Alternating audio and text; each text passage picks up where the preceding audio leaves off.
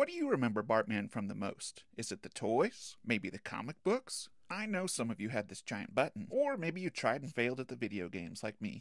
But regardless of how you remember this character, I think you're going to love this new figure by Super7. Compared to the amount of Bart stuff we have, a few more versions of Bartman would never be a bad thing.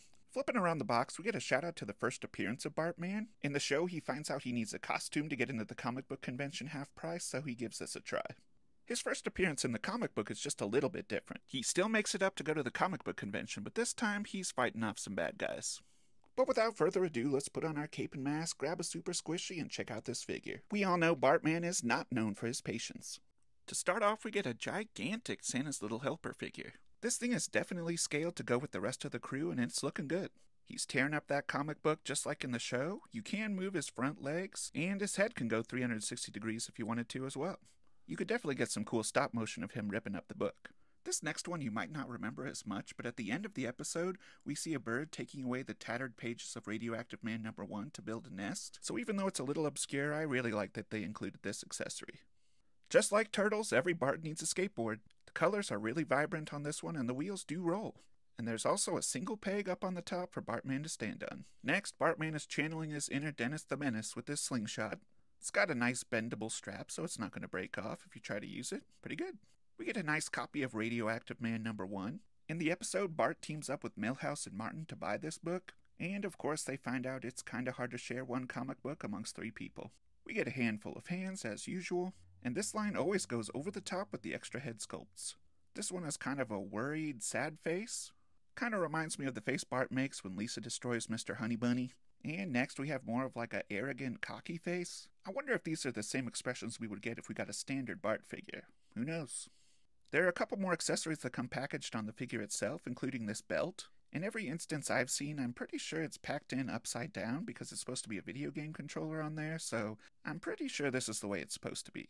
It's a soft rubber that you can slide on and off pretty easily, but it's also not going to fall off. Next we have his cape, which is a dark blue instead of a purple, which I thought was odd, but it doesn't look too bad. It's got a pretty strong wire in there, so you can pose it how you like. The expression that comes standard on the figure is kind of your go-to excited, ready for mischief Bart face, I guess. It's got wide eyes and a big toothy grin.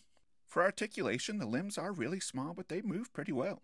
You get full rotation at the shoulder and the elbow and the hands, hips, knees go back as far as you would want them to, and on the feet it looked like they would spin, but it's more of like a side-to-side rock. All in all, a lot of movement possibilities packed into this little thing. Both of his feet have a peg hole on the bottom, so you can put him on the skateboard whichever direction you choose. Mine seemed to go in just fine. I didn't have any issues getting him to stand up on the board. You might have to do a little bit of a balancing act if you want him in more of an action pose, but it still works. Of course, you can turn that head and cape whichever way you want. All in all, I'm pretty pleased with the amount of accessories you get for this figure. Of course, there are a million references you could pull for accessories, but the ones they chose I think are really appropriate. Let's go ahead and test out some of those different profiles. The neck has a small ball joint up top, so be careful with that, but I didn't seem to have any trouble. Heating it up a little bit definitely would have made this easier, but I didn't have any major troubles. Just watch out for that spiky hair. Here's that worried face, looking nice, and then of course we gotta try the cocky one. He definitely looks confident enough to haggle some prices at the convention now. So the cape is removable when you take the head off, but be careful because it's not actually tied, it's just sewn in one little spot, so be careful not to tear it. Now let's compare him to some other Bartman figures of the past. I had this old Mattel figure as a kid, so I definitely prefer the blue shirt for nostalgic reasons, but I think the orange still works well. The World of Springfield version looks a lot more similar, but it actually has a dark blue mask and cape, not sure why, but the shirt and shorts look the same, no articulated legs though. For a better scale comparison, let's get some other Simpsons Ultimates in here. Here's Deep Space Homer, looking nice. And then let's get someone else for him to terrorize, Moe the bartender, who is definitely ready to clap back if he gets any prank phone calls. Of course you want to see how he stacks up to another caped crusader. Here's the new TMNT Ultimate Wingnut and Screwloose, and honestly, Bartman is about the size of Screwloose alone, so yeah, you knew he was going to try to take a ride. Okay, now bear with me on this last one. What does Bartman have to do with Baxter Stockman? Well, since this figure was announced, I've had dreams of remaking this clay mashup figure I made about 4 years ago, so I'm really hoping that this figure scales with the neck of Baxter so I can recreate this clay sculpture in a real action figure. First step is popping off that Baxter head to see what we're working with, which isn't really designed to happen, but it was pretty easy. And kinda what I thought, the ball joint is in the head on Baxter, so we'll have to get creative, but let's just see how it might look.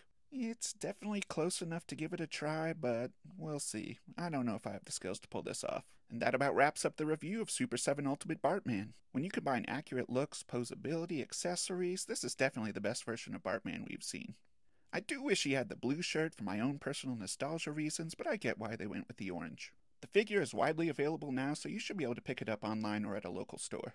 And I know I'm normally a Ninja Turtle page, but I do like all sorts of 90s figures, so let me know if you want to see more Simpsons stuff. Please like, share, comment, and subscribe, and check out another video while you're here.